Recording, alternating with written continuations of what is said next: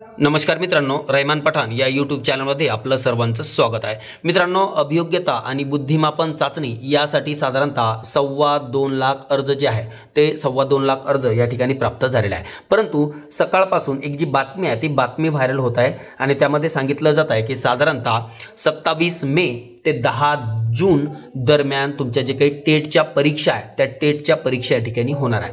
परंतु यामध्ये आपल्याला सुरुवातीला या ठिकाणी 24 मे ची जी तारीख आहे ती 24 मे ची तारीख देण्यात आलेली होती, परंतु या ठिकाणी काही बातम्या व्हायरल होत आहे की 27 मे पासून परीक्षा सुरू होणार आहे।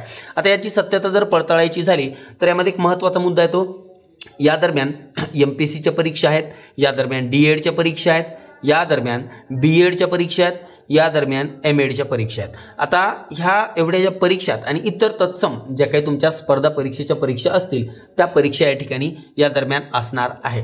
त्यामुळे या ठिकाणी 27 मे ही तारीख कन्फर्म आहे का, तर मग याची सत्यता आपण या माध्यमातून या ठिकाणी पडताळणी जी आहे ती करणार आहे। तर यामध्ये बघा, MPSCची परीक्षा आहे, DEDची आहे, BEDची आणि MEDची आहे। तर या दरम्यान साधारणतः ज्या काही परीक्षा आहेत त्या अनुषंगाने 21 तारीख आपल्याला दिली होती हॉल तिकीट अपलोड करण्यासाठी।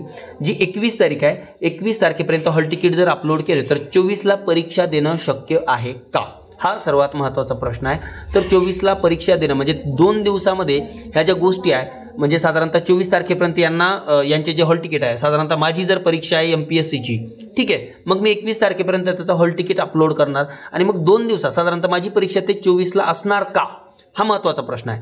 तर या ठिकाणी जर 24 ला माझी परीक्षा असेल तर माझं 2 दिवसामध्ये रिझर्वेशन होईल का, बाकीच्या सगळ्या गोष्टी आहे। त्यामुळे या ठिकाणी साधारणतः 24 ला जर परीक्षा आपली कंडक्ट केलेली असेल त्यांनी किंवा त्या संदर्भात त्यांनी परिपत्रक काढलेलं असेल, परंतु 27 पासून ज्याच्या परीक्षा आहे त्यांनी जे हे व्हायरल व्हिडिओ आहे त्यामध्ये काहीतरी या ठिकाणी सत्यता दिसून येते आणि 27 तारखेपासून ह्या ज्या काही परीक्षा आहेत त्या परीक्षा ते घेऊ शकतात। म्हणजे आपली जी परीक्षा आहे टेटची जी अभियोग्यता परीक्षा आहे, ही अभियोग्यता परीक्षा आपल्याला त्यांनी जी डेट दिलेली आहे 24 मेची, तर ती 27 मे सुद्धा होण्याची दाट शक्यता आहे।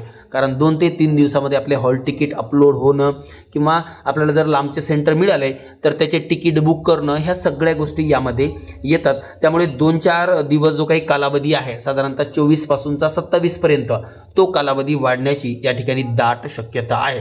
त्यामुळे या बातमीमध्ये नेमकं सत्यता काय आहे त्या अनुषंगाने आपल्याला जर विचार करायचा असेल तर या ठिकाणी जे काही ऑफिशियल नोटिफिकेशन आहे, ऑफिशियल नोटिफिकेशनवरती आपल्याला विश्वास ठेवणं गरजेचं आहे।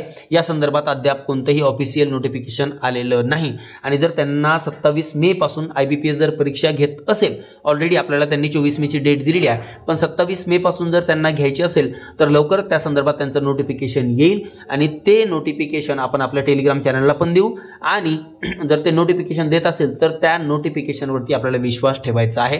आणि हा जो काही ही जी न्यूज व्हायरल होत आहे सकाळपासून 27 मेची, तर या 27 मेच्या न्यूजवरती आपण विश्वास ठेवायचा की नाही तर ते ऑफिशियल नोटिफिकेशन आल्यावर आपण ठरवू।